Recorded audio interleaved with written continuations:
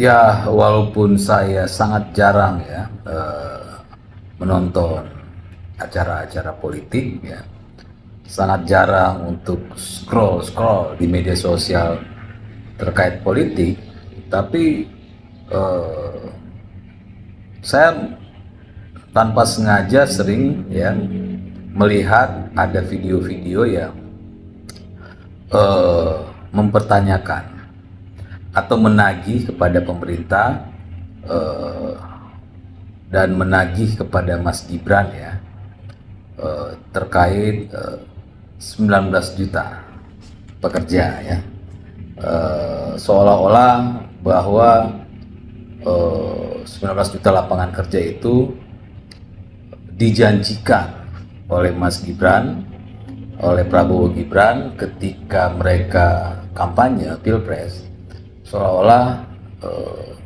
atau dinarasikan itu tidak dilakukan ya oleh Pak Prabowo dan Mas Gibran. Jadi narasinya seperti itu. Jadi kalau ada sedikit masalah langsung mana 19 juta lapangan kerja.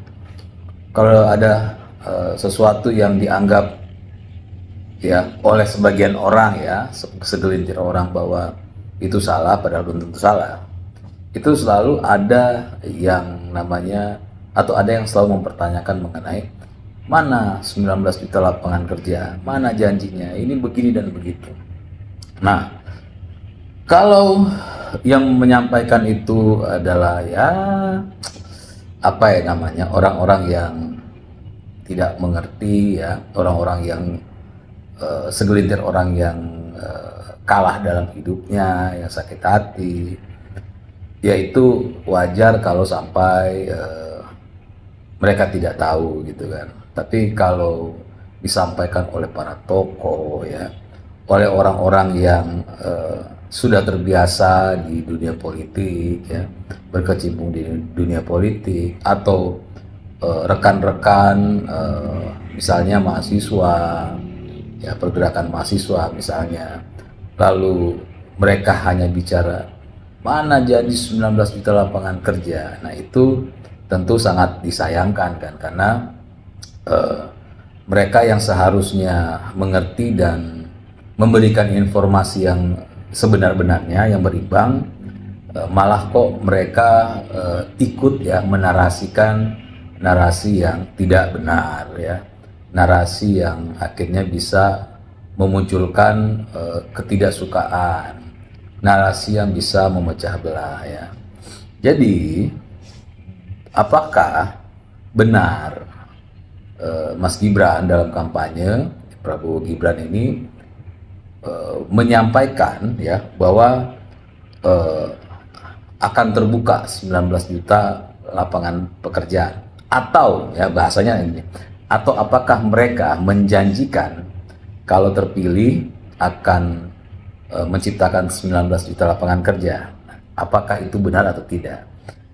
Nah, saya dapat pastikan bahwa itu tidak benar ya, bahwa tidak benar Prabowo Gibran menyampaikan bahwa mereka akan menyediakan 19 juta lapangan kerja. Itu tidak benar. Karena apa? Karena pemerintah itu bukan ya, bukan pihak yang menyediakan ya pekerjaan, bukan pihak yang akhirnya menerima para pekerja, bukan. Karena pemerintah itu ya, itu membuka ya, dengan kebijakan-kebijakannya itu akhirnya bisa membuka peluang untuk membuka peluang untuk terbukanya lapangan kerja ya. Jadi dengan kebijakan, dengan arahan, dengan program-program pemerintah itu yang nanti akan membuka ya lapangan pekerjaan ya. Nah, bicara 19 juta lapangan kerja ya, sudah clear ya bahwa apa yang disampaikan oleh orang-orang ini, narasi-narasi yang disampaikan oleh orang ini, ketika mereka menagih pemerintah mana 19 juta lapangan kerja dapat dipastikan itu adalah keliru. Ya. Kenapa? Ya karena ya saya sampaikan tadi, pemerintah bukan pihak yang mempekerjakan. Ya. Tapi pemerintah adalah membuat regulasi yang bisa membuka atau menciptakan akhirnya menciptakan lapangan pekerjaan dengan program, dengan kebijakan. Akhirnya muncul perusahaan-perusahaan, muncul UMKM, muncul usaha-usaha baru. Itulah tugas pemerintah. Jadi bukan meng-hire orang untuk kerja ya, tapi dengan kebijakan, dengan kewenangan mereka untuk membuat program di negara ini. Nah, benar tidak ya ada pernyataan Mas Gibran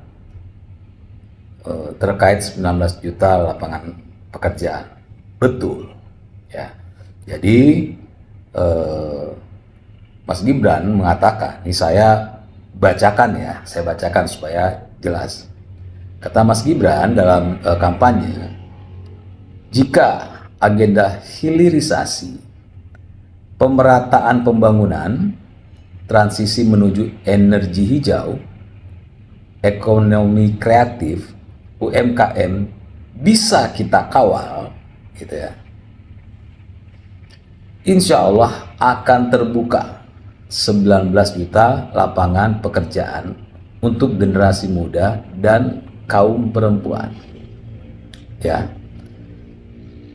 jelas ya bahwa Mas Gibran, Pak Prabowo dan Mas Gibran ketika mereka masih menjadi calon presiden dan wakil presiden, mereka paham ya soal kewenangan pemerintah, kewenangan presiden dan wakil presiden. Kenapa? Karena Gibrannya sendiri ya selain anak mantan presiden ya, beliau juga jadi wali kota Solo. Artinya beliau tahu mana kewenangan dari lembaga eksekutif ini ya. Di mana lembaga eksekutif ya bukan menerima ya, atau membangun perusahaan untuk menerima tenaga kerja, bukan, tapi bagaimana membuka dengan memberikan membuat program dan memberikan kebijakan-kebijakan yang nanti akan terbuka, tercipta lapangan pekerjaan.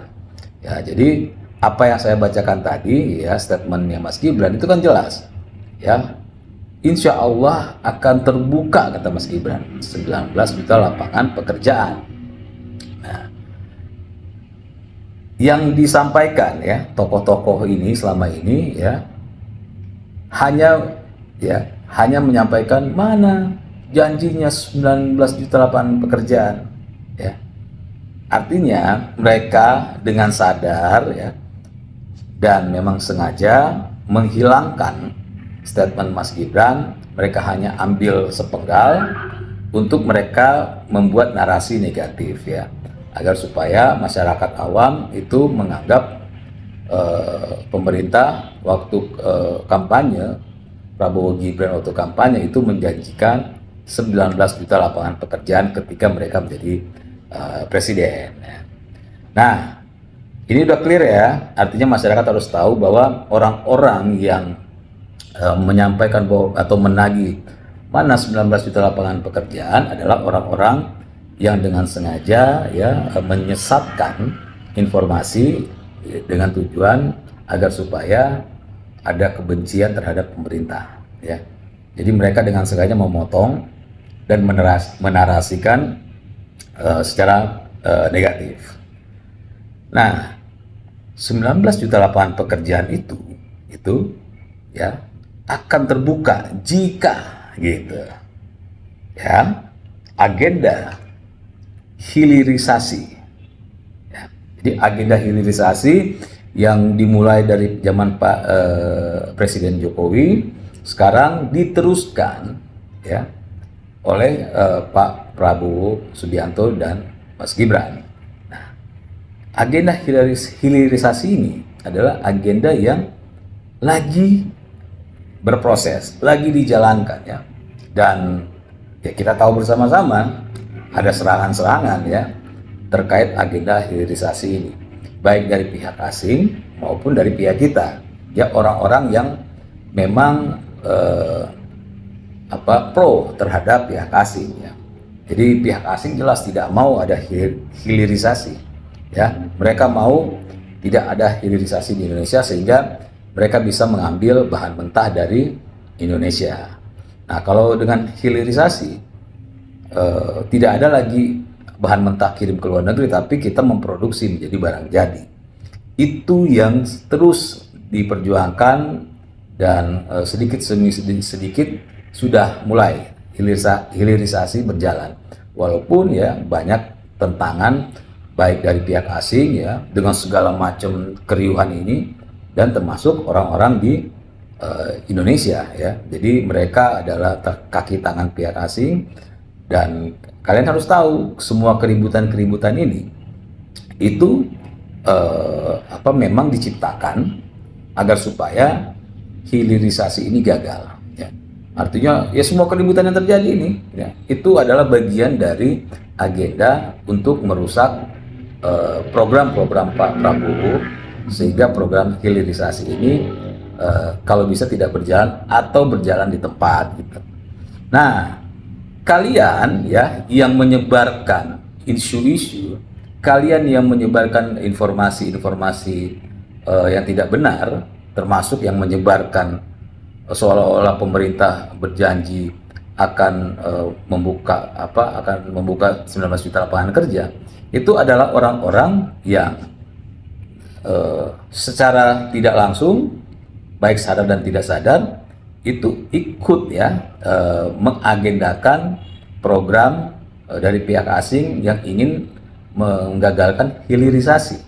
Jadi keributan-keributan ini ya kalian adalah pihak-pihak yang ikut membantu ya agar supaya agenda dari pihak asing ini berhasil.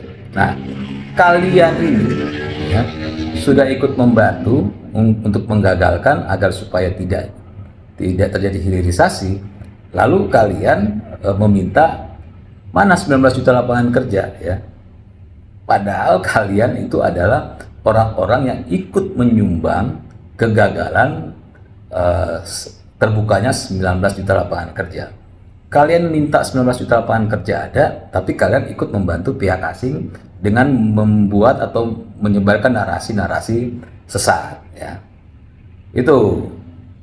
Lalu ya agar supaya 19 juta lapangan kerja itu terbuka, itu ada pemerataan pembangunan transisi menuju energi hijau. Nah, ini sedang dilakukan ya.